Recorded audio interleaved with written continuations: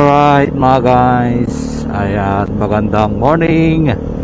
Ayan, magandang morning sa atin lahat. Ayan, siyempre eto na naman, nagbabalik sa pag-vlog. Vlogging tayo ngayong morning. And then papunta na nga tayo ng trabaho. Ayan, nagatid muna ako sa school ng estudyante. And then after yan, eto na, papunta na tayo ng trabaho. Ay, nako. Ayan, mga kamotorista, mga ka-riders, o anong dalang sasakyan, mag-ingat tayo mga guys. Ayan, mga commuter, ayan, magandang morning. Ayan,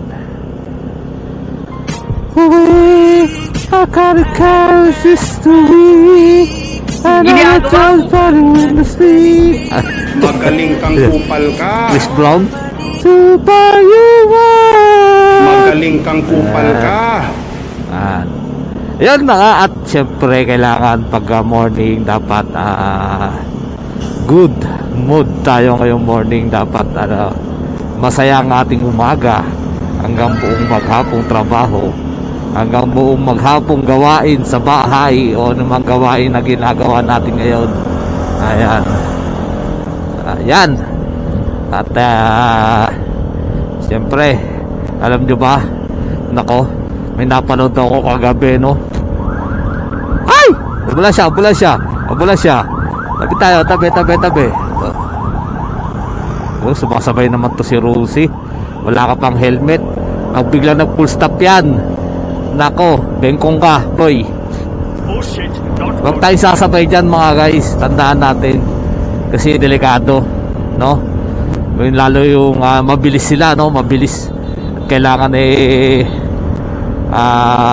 madala nila yung pasyente. Tapos tayo ng mga riders o ano masasakyan ay susundot tayo, nasa likod tayo. Pagmamabilis din tayo. Kasi mamaya hindi natin alam, biglang nag full stop yan, ay sumasabay ka, iyari ka dyan. Malamang ikaw isa kay sa ambulansya. Kaya huwag natin ugaliin yung mga ganyang sistema guys. Huwag tayo sasabay sa mga ganyang emergency, no? Hanggat maaari tayo magbigay, paunahin natin sila. Ayan. Nako, kapakahirap. Then yun na nga. At ikuwento na natin yung sa Grab driver yun tsaka LTO. Ayan. Tayo naman mga guys, hindi tayo nag-aano rito, no? Huwag naman tayo masyadong maging sa lansangan. Ayan. Kung tayo may mga nasa posisyon, dapat huwag tayo masyadong makapangyarihan. Huwag natin gamitin sa mali ang ating kapangyarihan. Nga sinasabi ko mga guys, kung nadisgrasya man ang sasakyan o ano man ang hindi ano man ang mga bagay na nangyari, no? Ang halaga, ligtas pareho. Tanungin mo, kamusta ka? Okay ka lang pa? Okay ka lang? Okay lang.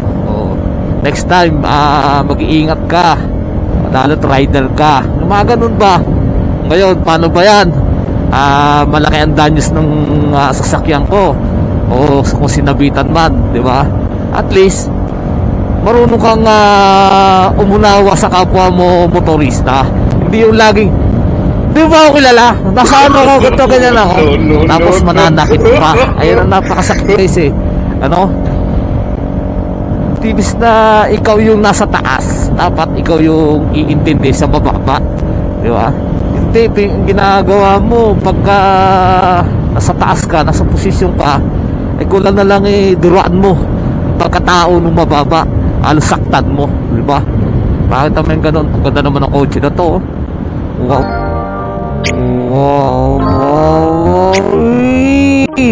Ako nga, may tama na. Mukhang nadali yun Yun lang mga guys, sa kapwa natin motorista, sana isa lang ang wish natin, magkaisa tayo sa lansangan, no? Kung tayo man ay nagkamali, dali natin sa usapan yan. Alam niyo yung social media mga guys, mag-iingat tayo, no? Napakasarap ng buhay na malaya ka.